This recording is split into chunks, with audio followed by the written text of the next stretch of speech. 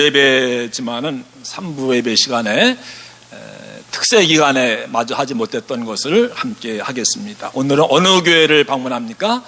로마 교회를 방문해요. 한번 지도를 먼저 보여주실까요? 지난 2주간 동안 저희들이 방문했던 교회들이 나오는데 로마 나오는 지도는 없습니까? 예.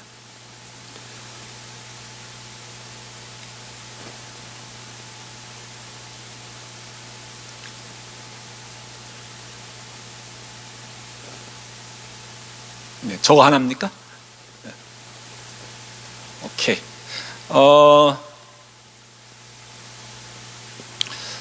그러면은, 네네네. 네, 저기도 로마는 안 나오는데, 지난 2주간 동안 우리가 다녀갔던, 교회들이 저게 나오죠? 한번 기억나시나 보세요. 라우디게아, 뜨겁든지 차든지 하라. 또, 빌라델피아, 빌라가 무너졌어요. 기둥만 남았어요. 성전의 기둥같이 드리라. 사대교회, 사자가 무슨 사? 죽을 사자, 죽은 교회, 살아있으나 죽은 교회다. 또 두아디라 교회에는 누가 살았어요? 이세벨 여인에게 두 아들이 살았다. 두 아들아. 그런데 이제 어떤 길드에 들어가야 사업도 하고 먹고 살 수 있는데 거기에 들어가려면 뭐 해야 돼요? 함께 우상을 섬기고 또 음주를 해야 되고 또 창녀들과 함께 또 음탕한 생활을 해야 되고 그렇게 했던 그 교회. 좀 더 이렇게 확대해서 보여주실까요? 이제 쭉 밀어서 오늘은 이제 로마가 어느 나라에 있죠? 장화처럼 생긴, 우리 초등학교 다닐 때 장화처럼 생겼는데 거기 로마 좀 더 이렇게 뒤로 보내셔서 전체를 보게 해주시기 바랍니다. 저 로마 교회. 그러니까는 성경에 나오는 교회들이 지금의 터키하고 그리스하고 이탈리아, 로마, 물론 전 예루살렘, 이스라엘 포함해서겠죠. 거기에 있는 교회들, 이 성경에 나오고, 그러니까 최초로 이 땅에 교회가 세워진 것들이 터키와 그리스, 그 다음에 로마 이곳입니다. 대부분의 교회들을 누가 세웠습니까? 바울이 세웠는데 오늘 우리가 가보게 될 로마 교회는 바울이 세운 교회가 아니었습니다. 로마에 가면은 여러분들 로마에 가면은 어디를 가시겠습니까? 로마에 뭐가 있습니까? 교황청이 있죠. 로마 교황청. 저도 이제 지난번에 갔을 때 로마까지는 안 갔어요. 터키하고 그리스까지 갔는데 그 다음엔 대개 로마를 갔는데 저는 별로 로마에 대해서는 이렇게 가고 싶다거나 뭐 그런 생각이 별로 없는데 뭐 언젠가 가보게 되겠죠. 로마에 가면 교황청이 있습니다. 로마 교황청은 한 나라죠. 그 시리 자체가 한 나라로서 주권을 가지고 있는 곳인데 교황청이 거기에 한 1000년 동안 내려오지 않습니까? 교황이 다 누구의 후계자라고 믿어요? 캐톨릭에서는 베드로의 후계자다. 베드로가 로마에서 순교했고 로마 교회의 1대 교황 주교였었기 때문에 2대, 3대, 지금 몇 대까지 내려가는지 모르지만은 그래서 그들은 로마가 성지죠. 캐톨릭에 있어서는. 그러나 우리는 이제 로마 교회, 캐톨릭 교회에서 우리는 나온 교회이기 때문에 별로 거기에 이렇게 애착이나 관심이 없는데 그러나 이 캐톨릭에서는 거기가 정말 성지죠. 성지. 그래서 거기에 가면은 로마 교황청이 있는데 예수님보다도 안 가봐서 잘 모르지만 제가 알기로는 예수님보다도 거기는 누구의 도시일까요? 베드로의 도시예요. 베드로 성당도 거기 있잖아요. 그게 교황청이잖아요. 바울 성당이 아닙니다. 베드로 성당입니다. 그럼 베드로의 그 동상이나 그림에는 항상 오른손에 뭘 들고 있습니까? 내가 너에게 천국 열쇠를 주리니. 한번 열쇠를 좀 보여주실까요?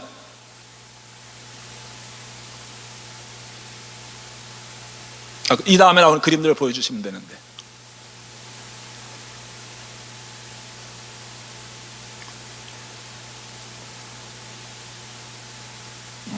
누가 물이라도 좀 갖다 주세요. 어제 그 사진 못 보셨어요?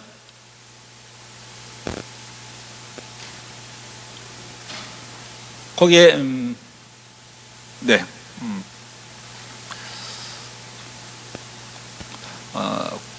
네, 보이시네요. 저게 이제 그 사도 베드로의 동상인데 뭐를 들고 있습니까? 좀 더 확대해 보실까요? 손에, 오른손에 황금 열쇠인데 잘 안 보이는 것 같아요. 네. 그 다음 사진.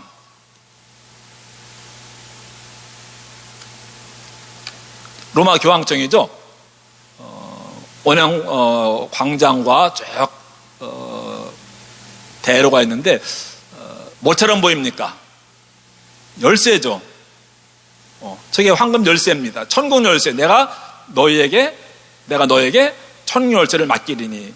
그래서요, 캐톨릭에서는 지금도 그 천국 열쇠가 교황에게 있다고 믿습니다. 교황이 허락하지 않으면 천국문에 들어갈 수 없다라고 실제로 그렇게 가르치는 설교를 제가 신부님에게 들었어요. 베드로에게 주어진 천국 열쇠가 계속 2대, 3대 교황들에게 전해 내려온다고 하는 것이죠. 저는 천국 열쇠를 모형을 해가지고, 그러니까 완전히 베드로 타운이죠. 예수님보다 피러스 타운이라고 할 수 있겠죠. 그 다음 사진 보여주실까요? 아닌데, 예, 됐습니다. 그 정도로. 네, 됐어요. 네. 그럼 바울의 동상도 거기에 가면은 찾아보기는 힘들지만은 있긴 있어요. 근데 바울의 동상인지 베드로의 동상인지 뭘 보고 알 수 있을까요? 우리가 뭐 얼굴 본 적도 없고, 사실 그 동상을 만든 사람도 베드로를 본 적이 없죠. 추상화가 남아있는 것은 아니다. 그냥 만든 거잖아요, 작품으로. 근데 베드로인지 바울인지 금방 보면 알아요. 오른손에 천국 열쇠를 가지고 있으면은 베드로고, 근데 바울을 여러분들이 동상을 만든다고 한다면은 로마에 어떤 동상을 만들까요? 바울의 손에는 뭘 들고 있어야 될까요? 한쪽 손에는 펜이 이만한 게 들려 있습니다. 그리고 항상 편지 쓰는 사람이었잖아요. 그가 쓴 편지가 성경 남아있잖아요. 그리고 오른쪽에는 이만한 두루마리, 뭐 이런 성경이 아니었잖아요. 두루마리 성경, 종이도 이제 커야 되잖아요. 그래서 이제 그건 바울이에요. 바울이 로마서를 썼고, 그리고 많은 교회에 편지들을 보낸 것이 남아있잖아요. 그러니까 바울은 성경을 쓴 사람. 그래서 바울 동상에는 그렇게 펜과 또 종이, 성경을 이렇게 들고 있는 그런 모습으로 만들어 놓은 것을 사진을 통해서 볼 수가 있었습니다. 먼저 이 로마를 이해하기 위해서는 코바디스라고 하는 영화 다 보셨습니까? 한번 20년 전도 아니죠. 40년 된 것 같은데 한번 잠깐 보시죠. 코바디스. 노미네. 주여 어디로 가시나이까?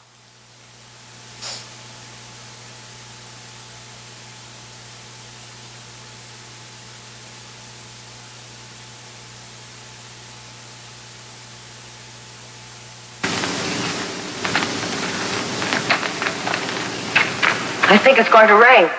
You'd better look for a place to take shelter. Peter, don't you think so? What troubles you? You've hardly said anything all morning. Oh, I'm sorry, Nazarius. Are you very tired? Oh, my mind is as heavy as my body. There is something wrong. With our people, perhaps. I do not know. It is at such times I need our Lord's counsel. There is within me a decision that I cannot find. If only he would speak to me. Look, those treetops there. They do not bend with the wind. Yes, that is so. And that sudden brightness coming. Do you see it, Nazarius? It is the light of the Lord. I have seen it. Christ Jesus, you are here. What is wrong, O Lord? What should I do? I am weary. How should I follow thee now? Quo vadis, Domine? Whither goest thou, Lord? My people in Rome have need of thee. What did you say, Nazarius? My people in Rome have need of thee. If thou desert my people, I shall go to Rome to be crucified a second time. Nazarius, blessed child, speak on. Speak. Oh, Peter, you've stumbled. Here. The words you said, say them again. I didn't say anything. You said, if thou desert my people, I shall go to Rome to be crucified a second time. But I said nothing. Yes. He has again spoken to me. Come, Nazarius. Where are you going? To Rome.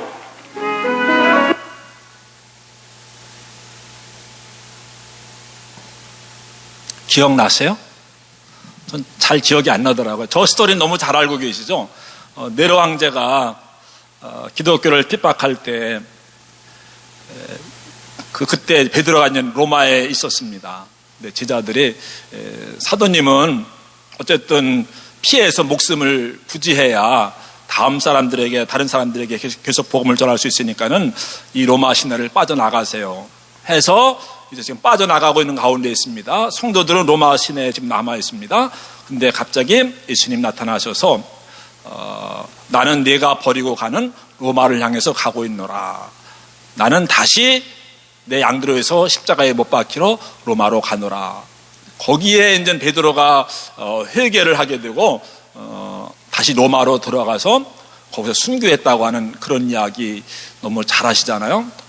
성경 어디에 나오죠? 어디에 나오시죠? 성경에는 안 나오는 이야기예요. 성경에는 없어요. 근데 성경에는 베드로가 그냥 이렇게 감옥에서 탈출하잖아요. 그 다음에 별 큰 사건 없이 그냥 흐지부지 돼서 안 나타나요. 그래 베드로에 대해서는 더 이상 아는 것이 없어요. 뭐 정말 로마에 갔는지 거기서 순교를 했는지. 실제로 로마에서 순교한 사람은 누구죠? 바울이죠. 로마에 가고 싶었던 사람은 누구죠? 바울이죠. 로마에 편지를 보낸 사람은 누구죠? 바울이죠. 로마 감옥에 갇혔던 사람은 누구죠? 바울이죠. 그러면 사실은 베드로는 로마와 무슨 연관이 있는지 아직까지 노바디 노스 알 수가 없는데 로마는 사실은 누구의 도시가 되어야 돼요. 거기 가면 누구를 기념하는 메모리하는 그런 어떤 교회라든가 동상이라든가 이런 것들이 있어야 됩니까? 바울이죠. 로마는 바울의 도시가 되어야 되는데 캐톨릭에서는 이 베드로의 도시로 만들어 버리고 말았습니다. 근데 저 이야기가 그냥 만들어낸 그런 이야기는 아니고 그 180년, 190년경에 쓰여진 베드로 행전 또는 사도행전 2부라고 하는 책이 있어요. 우리 사도행전 있잖아요. 근데 그거 말고 성경에는 안 들어왔는데 베드로에 대한 행적을 기록한 책이 있거든요. 그걸 보고 이제 외경이라고 불러요. 성경이 있고 성경에는 들어오지 못했는데 어떤 성경에 대한 기록을 좀 더 보완시켜주고 인포메이션을 주는 신앙생활에 덕이 되어지는 그런 책들이 있는데 그런 책들을 외경이라고 불러요. 한번 따라서 해보시죠. 외경. 그리고 성경이 있고 정경이 있고 외경이 있고 또 하나는 의경이라고 있어요. 이거는 거짓말로 예를 들면 내가 써놓고서는 베드로가 썼다 뭐 이런 식으로 이름을 붙인 책들이 있어요. 그거는 별로 이렇게 의미가 없는 허황된 이야기들로 가득 차 있는 의경이 있는데 근데 우리가 본 저 코바디스 도민의 주여 어디로 가시나이까 결국은 베드로가 저렇게 로마 시내로 들어가서 박해를 받다가 어떻게 거꾸로 십자가에 달려 죽는다는 이야기가 역사 기록에 있기는 있어요. 성경에는 없는데 어디에 있는가 하면 지금 방금 말씀드린 외경이라고 하는 베드로 행전 또는 속 사도행전 2부라고 하는 책에 나와 있어요. 근데 그게 언제 기록되었다고요? 180년에서 190년에 기록이 되었어요. 그러면 베드로가 죽은 지 100년, 110년, 120년 다음에 쓴 책에 그 기록이 나와요. 근데 교회에서는 그 책이 성경에 들어올 가치는 없다.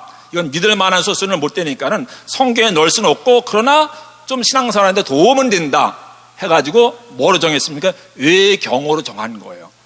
그러니까는 그 이야기는 교회에서 성경을 정할 때 저 이야기는 별로 크레딧을 안 준 거죠.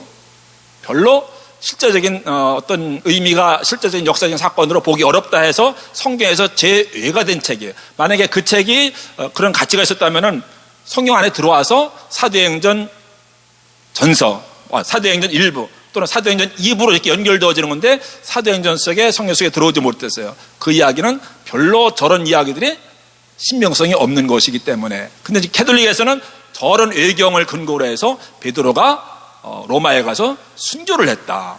그리고 거기서 목회도 했었다. 제1대 교황이다. 이런 식으로 이야기를 하는 겁니다.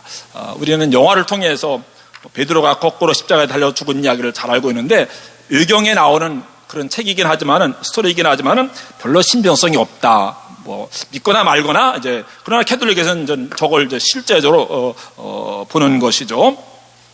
오늘 바울이 로마에 가고 싶어 했었는데 길이 막혀서 가지를 못했습니다. 그래서 쓴 편지가 로마서였었죠. 만약에 바울이 그때 고린도에 있으면서 그냥 고린도에서 배 타고 가면 로마까지 뭐 일주일이면 걸어가지 않아도 넉넉히 갈 수 있는데 여러 번 가려고 했는데도 길이 막혀서 가지 못했어요. 그래서 보낸 편지가 로마서였죠. 근데 그때 길이 열려가지고 가까우니까 로마에 갔으면 로마 교인들을 만나보고 좋았겠죠. 그러나 로마서는 없는 거예요. 바울이 쓴 성경 가운데서 서신서 가운데서 가장 가치 있는 뭐 성경을 뭐 더 가치 있다 덜 가치 있다라고 이야기를 할 수 없지만 그래도 가장 중요한 책이 하나 있다고 한다면은 하나를 꼽으라고 한다면 뭘 꼽겠습니까? 당연히 로마서잖아요. 믿음으로 구원받는 것에 관한 그런 중요한 책이잖아요. 근데 길에 막혀서 가지 못했기 때문에 쓰여진 책이 로마서인데 나중에 바울이 로마에 가긴 가요. 저기서 보면 이제 죄수의 몸으로 저 배를 타고서 바다를 항해해서 가다가 큰 유라굴로 광풍 만나가지고 다 죽다 산 이야기도 나오지 않습니까? 저런 경로를 통해서 로마까지 가게 됩니다. 로마에 가서 거기서 이태 동안 2년 동안 갇혀 있어요. 그러나 많이 여러분들에게 이야기했던 것처럼 뭐 감옥에 뭐 사방으로 막 둘러싸이는 침 같은 그런 감옥에 그런 가운데서 막 이렇게 하고 있는 것이 전혀 아니었습니다. 그때는 아직 죄수가 아니었어요. 거기서 쓴 편지가 뭐예요? 로마까지 가서 로마에 쓴 편지가 에베소서, 빌립보서, 골로새서, 옥중서신이라고 부르잖아요. 근데 그런 책들이 뭐 김대중 대통령이나 뭐 이런 사람들처럼 또 만델라처럼 감옥에 몇십 년 있으면서 감옥에서 쓴 그런 편지들이 아니고 그냥 전셋집에서 그냥 돈 내고 자기들이 집어넣어가지고 거기에 누가 같이 있었죠? 로마에서 바울이 있었고 디모데가 있었고 또 마가가 있었고 누가가 있었잖아요. 그래서 마가복음, 누가복음, 뭐 디모데 전서, 디모데후서, 또 바울이 쓴 편지들 이런 이야기 기억나세요? 다 잊어버리셨어요? 네, 그것을 기록한 것이 바로 로마입니다. 그냥 자유로운 거예요. 그러나 멀리는 갈 수 없고, 근데 바울이 세운 교회는 아닌데 이 로마 교회가 언제 세워졌을까요? 그러면은 예루살렘 교회와 거의 같이 세워졌어요. 그러니까 제일 먼저 세워진 두 교회가 예루살렘 교회하고 어디예요? 예루살렘 교회하고 하나는 로마 교회입니다. 그러면 바울도 안 가는데 어떻게 맨 먼저 거기에 교회가 세워졌을까요? 사도행전 2장에 보면은 온 그 세계에서 다 오순절 지키기 위해서 예루살렘에 올라왔다가 거기서 성령 임하는 것을 보고 거기서 사람들이 뭘 받았어요? 회개하고 세례를 받았잖아요. 그리고 그들이 다시 고향으로 돌아갔잖아요. 그리고 거기 와서 그것을 체험하고 회개하고 복음을 들은 사람들이 로마로 내려가서 거기에다가 교회를 세운 겁니다. 다른 곳들은 어떤 교회였어요? 바울이 가서 복음 전해서 세워진 교회들인데 로마 교회는 바울이 세운 교회는 아니었어요. 그러니까 예루살렘 교회와 더불어 초창기에 그런 교회였었는데, 그러니까 바울이 거기서 이제 이태 동안 일은 못하고 먹고 살아가야 되고, 그럼 누가 도와줬을까요? 로마 교회 교인들이 도와준 거예요. 거기 이미 교인들이 살고 있었잖아요. 그러니까 바울은 그 교회에 가서 설교는 하지 못했지만은 그 교회 교인들이 바울에게 와서 설교는 들을 수가 있었겠죠. 바울과 로마가 그런 관계였습니다. 에베소에서 바울이 이렇게 이야기해요. 나는 로마도 보아야 하리라. 로마에 가본 적도 없고 로마 교인도 소식은 들었는데 알고는 싶고 궁금하고 그들에게 가서 복음을 전하고 싶은데 갈 수가 없었어요. 그래서 내가 로마도 보아야 하리라 했는데, 로마에 가고 싶었던 이유가 무엇인가? 제국의 수도였기 때문에 거기에 가서 복음을 전하려고 했던 것이 아니고 거기가 바울의 최종 목적지가 아니었고 뭐라고 이야기합니까? 내가 로마에 가서 당신들을 만났다가 그 다음에 어디에 가고 싶다? 서바나에 가고 싶다. 서바나가 어디예요? 스페인이에요. 스페인에 그러니까 니느웨로 가라고 했는데 어디로 갔죠? 다시스로 가는 배를 타고서 요나가 도망갔죠. 왜? 다시스는 스페인에 있는 도시인데 예루살렘에서 제일 먼 곳이에요. 그러니까 예루살렘 사람들의 그 우주관 속에서는 땅끝이 어디입니까? 갈 수 있는 가장 먼 곳이 어디입니까? 스페인이에요, 지금. 스페인. 그래가지고 이제 바울도 아마 그런 생각을 했겠죠. 그 이상의 뭐 다른 세계는 알지 못했으니까 가장 갈 수 있는 먼 곳이 스페인이었기 까닭에 내가 당신들에게 가서 인사 좀 나누고 당신들의 후원을 받아가지고 스페인까지 가서 복음을 전하고 싶습니다. 오늘 바로 그런 이야기를 하고 있는 겁니다. 근데 실제적으로 바울이 그 로마 교회에서 후원을 받아서 갔는지 안 갔는지 모르지만은 여기서 이제 이태 동안 이렇게 갇혀 있다가 그때는 네로 황제, 그 유명한 이거 아까 코바디스의 그 배경은 다 네로 황제 때 이야기입니다. 그 네로 황제에 의해서 이제 교회가 핍박을 받을 때인데 한 5년 동안 6년 동안 무죄로 방면이 돼요. 무죄로 나와가지고 바울이 성경에 안 나오지만은 스페인까지 가서 복음을 전하고 다시 돌아왔어요. 그리고 돌아와서 다시 박해가 최절정에 도달했을 때에 감옥에 던져지게 되고 거기서 마지막 순교를 해요. 누구에 의해서? 네로 황제에 의해서. 그리고 그 다음에 네로도 죽어요. 이렇게 박해가 시작이 되어지는 것이고 바울과 로마 교회의 관계인데, 그래 로마 사실은 바울이 그렇게 저 지역에 다 다니면서 복음을 전할 수 있었던 것은 누구의 덕이었습니까? 로마의 덕이었어요. 로마 사람들이 다 길을 닦아 놓았잖아요. 그 바울이 간 길은 다 그 로마 사람들이 잘 닦아 놓은 그 길로 안전하게 여행을 하면서 복음을 전할 수가 있었고, 그래서 그 길 따라가면서 복음을 전했고, 그 길 따라가면서 있는 도시들마다 교회가 세워지는 것이에요. 로마가 그 당시에 세계를 정복하지 않고 로마가 그들을 효과적으로 다스리기 위해서 길을 놓지 않았다고 한다면은 바울은 저렇게 선교 여행을 할 수가 없었어요. 그러니까는 바울을 위해서 하나님이 누구를 통해서 다 준비를 해 놓으신 거예요? 로마를 통해서 준비를 해 놓으신 겁니다. 로마는 전 세계를 정복하기 위해서 길을 닦았지만은 하나님은 뭐예요? 그 길을 통해서 하나님 나라를 이루어 가신 것을 볼 수가 있어요. 그러니까 엄청난 혜택을 누리게 된 것이죠. 그래서 예수님이 오신 것이 때가 참에, 그래서 예수님이 지금부터 2000년 전에, 정확하게 2000년 전에 오신 이유가 다 있다고 해요. 저런 것이 다 준비가 되어 있었기 때문에 그때 예수님이 오셨고 바울이 복음을 증거할 수가 있었던 것이라고 하는 그런 이야기입니다. 그래서 이제 로마 때문에 바울에 의해서 저 지역에 다 복음이 증거되어지게 되는데, 그 다음부터는 로마에 의해서 교회가 엄청난 핍박과 박해를 받게 됩니다. 여러분, 초대교회에 엄청난 박해가 일어났는데 우리가 가장 잘 알고 있는 것은 무슨 박해입니까? 누구에 의해서? 네로에 의해서. 근데 네로는 60년대, 70년대 그때 사람이에요. 근데 네로는 개인적으로 자기 불만을, 또 광기 어린 그런 사람이잖아요. 그것을 어떤 구실을 찾다가 기독교인들에게 책임을 떠넘긴 거죠. 부당하게 기독교인들에게 억울하게 누명을 세워가지고서 로마에 화재가 일어나는데 자기가 해놓고서는 저 기독교인들이 그렇게 한 것이다. 그래서 기독교인들 다 그때 막 엄청난 박해를 받고 그렇게 하지 않았습니까? 그렇게 시작이 되어진 것인데, 로마가 기독교를 박해한 몇 가지 이유를 찾아봤습니다. 첫 번째로는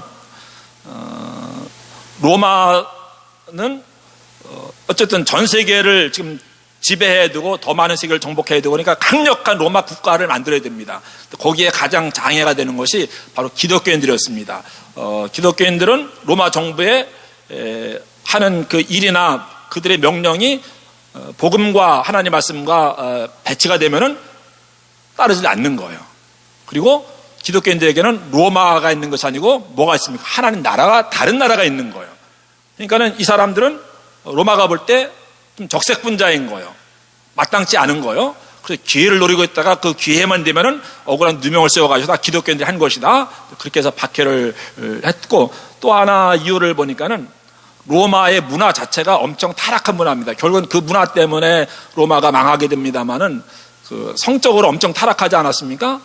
그런데 기독교인들은 보니까는 성적으로 타락하지 않고 그들 보고 죄를 지적하는 거예요. 로마 사람들은 그런 죄를 지면서 여러분들 고린도 교회 이야기할 때 그러잖아요. 부자들은 모여서 연회를 합니다. 회의를 합니다. 학술 토론을 합니다. 그리고 그 다음에 술을 마십니다. 식사를 하고 술을 마십니다. 그 다음에 여자들과 잠자리를 같이. 이게 순서입니다. 1차, 2차, 3차. 근데 이게 아무렇지도 않은 거, 당연한 거였어요. 그 문화가 그랬습니다. 엄청난 그 1세기에는요, 이런 타락한 성적 문화가, 퇴폐 문화가, 향락 문화가 있었는데, 기독교인들은 그것을 배척하고 그에 따르지 않고 그러는 거예요. 그러니까 이상한 사람들인 거예요. 악인들이 있는데 이 사람들은 선한 사람들인 거예요. 우리 함께 하지 않으면은 그게 이제 마땅치 않은 거예요. 그래가지고 그들과 함께 죄악의 구덩이에서 그렇게 하지 않는 것에 대해서 불만을 품고 저들은 이상한 사람들이다, 동화되지 못한 사람들을 해가지고서 기독교인들을 핍박을 하기 시작한 겁니다. 거의 종교적인 이유는 없어요. 그 다음에 이제 그 로마 황제를 숭배하게 만들었잖아요. 근데 기독교인들은 당연히 로마 황제를 어떻게 숭배하냐, 우리 하나님만 섬긴다, 그것 때문에 이제 박해를 받았는데, 사실 로마 황제를 인간인데 신으로 이렇게 숭배하게 한 것은 마치 이런 거예요. 일본의 그 천황을 숭배하는 걸 뭐라 그러죠? 일제시대 때 신사참배라고 하죠. 천황이 신이에요. 신이 아닌 거 다 알아요. 근데 왜 일본이 지배하는 모든 곳에 있는 사람들 내가 신사를 참배하게 했던 겁니까? 일본의 어떤 주권, 일본의 더 강력한 나라, 그들을 다 그들 손 아래 모으고 그들에게 순복시키기 위해서 천황을 신으로 승격시켜가지고 섬기게 했던 거죠. 이건 종교 이런 게 아니고 정치적인 목적인 거예요. 정치적으로 제국을 더 강하게 하기 위해서 황제를 숭배하게 했는데, 우리는 숭배하지 못하겠다. 황제가 어떻게 신이냐. 그러니까 로마 정부에서는 로마 정부에 대해서 반기를 드는 것으로 이제 그렇게 받아들인 거예요. 그러니까는 기독교인들의 눈에 가시였을 수밖에 없겠죠. 또 여러분, 우리 70년대 막 그때 보면 집회의 자유가 없었습니다. 왜? 모이면은 정부에 대해서 반정부 운동을 하고 데모를 하고 뭐 이렇게 할까봐 모이지 못하게 했습니다. 근데 로마가 지중해 연안을 다 정복하고 있었을 때도 마찬가지였습니다. 사람들이 모이지 못하게 했습니다. 모이면 일이 일어나니까. 근데 기독교인들은 뭐예요? 매주마다 모이고 시간 있을 때 모이는 거예요. 이게 불안한 거예요. 이들이 무슨 일을 일으킬지 모르는 거예요. 그러니까는 로마 정부에서 기독교인들이 눈에 가시처럼 되어가서 할 수만 있다면 그들을 핍박하고 박해하고 모임을 흩어놓고 신앙을 저버리게 하고 그렇게 하려고 했던 것이 바로 로마 정부가 기독교인들에게 가했던 그런 박해입니다. 종교적인 이유가 없어요. 뭐예요? 정치적인 이유가 있었던 것이죠. 이런 걸 보면은 그런 박해를 피하려면 적당하게 그들처럼 그들과 어울려서 죄도 짓고 뭐 황제 숭배도 하고 뭐 그러면 되는 거예요. 근데 초대교회 교인들은 끝까지 타협하지 않고, 이게 목숨 걸고 하는 일이었습니다. 타협하지 않고 신앙을 지키고 순결한 삶을 살고 모여서 열심히 기도하고 하나님만 섬기고 죄를 짓지 않고, 이런 어떤 세퍼레이션 된 그런 그룹으로 인정을 받은 거죠. 그것 때문에 박해를 받았습니다마는 초대교회 교인들은 적당하게 세상 정부와 권력과 타협하고 그랬으면 이런 박해받지 않아도 되는 거예요. 근데 끝까지 신앙을 지키기 위해서 노력하다가 이런 박해를 받게 된 겁니다. 그러면 어떻게 박해를 했을까? 우리가 보면 다 이런 코바디스 이런 데 보면 다 사자밥이 되고 다 불에 태워 죽이고 막 그런 사람들도 많이 있었죠. 그러나 모든 박해가, 그러니까 로마의 박해가, 로마 교회가 있는, 근데 그 교인들이 박해받는 거잖아요. 근데 로마 박해가 100년부터 200년, 313년에 기독교가 인정받기, 공인되기까지 한 200년 동안, 100년부터 313년까지 200년 동안 그런 큰 박해가 있었던 거죠. 2세기에 걸쳐서. 2세기에 걸쳐서. 그러면 다 사람들을 막 죽이고 막 이런 건 아니었습니다. 우리 상상하듯이 뭐 수천만 명이 죽고 이런 건 아니고, 어떤 때는 더 강하게 핍박을 주는 때도 있고, 어떤 때는 좀 느슨하게 그냥 위협만 할 때도 있고. 근데 박해라고 하는 것은 대부분 로마 시리를 중심으로 그런 데 있는 사람들에게 이렇게 박해가 임해져, 저기 뭐 데살로니까, 저기 에베소 뭐 이런 사람들에게는 별로, 그들도 물론 불이익을 많이 당했지만 그들도 막 사자밥이 되고 그런 사람도 있었지만은 별로 그런 일은 없었어요. 주로 큰 도시, 황제가 있는 것, 로마 중심으로 해서 이제는 심각한 박해가 일어났었는데, 뭐 이런 식으로 박해라는 겁니다. 지금도 그런데, 예를 들면 유타에 가서는 기독교인이 비즈니스를 하기가 참 어렵겠죠. 왜? 몰몬교가 있기 때문에. 그럼 몰몬교에 들어가면은 그 몰몬교에 그냥 일주일에 한 번 나가면은 그냥 장사가 돼요. 근데 몰몬교에 나가지 않으면 누구도 거기를 이용해 주지 않는 거예요. 그러면 생계에 위협이 되죠. 그럼 살아가기 어렵겠죠. 근데 이런 것도 말하자면 핍박이고 박해인 겁니다. 처음에는 그런 식으로 기독교인들은 로마 제국에 있어서 어떤 공무원이 되지 못하게 하는 거예요. 공직에 올라가지 못하게 만드는 거예요. 근데 그런 것으로부터 이제 압박이 들어가게 되는 거죠. 처음부터 막 사자밥으로 던지고 뭐 이런 거 아니고, 또 잘못한 거 발각이 되면 기독교인들은 재산을 다 몰수하고, 그럼 어떻게 됩니까? 그냥 어떤 취업 같은 거 방해하고. 그러나 이것도 꼭 여러분 사자밥이 되어야만 엄청난 순교라는 게 아니고, 이것도 다 신앙 지키기 위해서 당하는 엄청난 고통들이잖아요. 취업을 못 해보세요. 재산을 몰수당해 보세요. 근데 우리는 뭐 사자밥 되는 것만 순교하는 걸 생각하는데, 순교하지 않아서도 그 당시 기독교는 이렇게 어렵게 살았습니다. 적당히 타협하고 황제 숭배하고 그들처럼 같이 죄악 짓고 그들과 함께 어울리면은 이런 불이익을 당하지 않아도 되는 거예요.